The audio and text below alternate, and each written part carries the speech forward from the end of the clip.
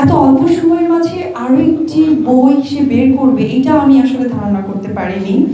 তবে মাঝে যখন আমি ফেসবুকে, যেহেতু ওর সাথে অ্যাড আছি, ও আমার ছোট বোন, আমি দেখতাম ও ঘোড়া চালাতো।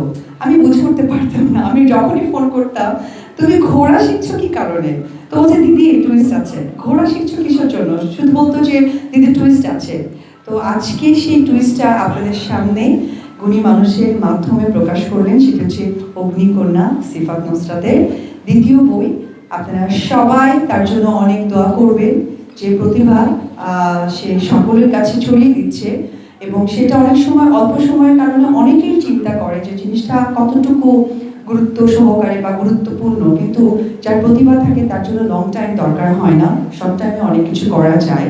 তো আমি অনেক দোয়া এবং আশীর্বাদ ভালোবাসা রাখি, ও সামনে আরো এগিয়ে যায়, এটাই আমি প্রার্থনা করি। Thank you. আমি একটা কাজে গিয়েছিলাম, আমার গাড়ির সামনে একটা কাজের দরকার ছিল, যার জন্য কিছুটা লেট করে আমি এসেছি, তার জন্য দুঃখ প্রকাশ করছি। কারণ এখানে উপস্থিত যারা আছে তারা অসম্ভব গুণী মানুষ, তাদেরকে কিছু সময় ওয়েট করা, এটা আসলে একজন শিল্পী হিসেবে আমি একদমই এটা আশা করি না। তো সকলের কাছে আসলে সরি বলছি আর দুঃখ প্রকাশ করছি।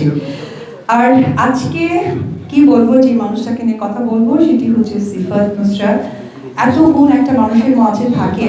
কিছুদিন আগেই তার আরো একটি বইয়ের প্রমোশনে আমি আপনাদের সকলকে পেয়েছি, এখনো সেই ভিডিও সবকিছু সোশ্যাল মিডিয়াতে আপনারা দেখে থাকতে পারেন। আমাদের আমাদের সুকণ্ঠী যাকে বলা হয়, আমার খুব পছন্দের আদরের ছোট বোন কুনা, আর উষা, আমাদের মারিয়া আপু, সকলেই দুলাভাইয়ের কথা বলেন না? শাকিব ভাই, এবং এখানে আমাদের রাজু ভাই আছে। তো সকলের উপস্থিতিতে আসলে প্রোগ্রামটা অনেক সুন্দর হয়ে গেছে। তবে আমি দুঃখিত একটু লেট করে আসার জন্য।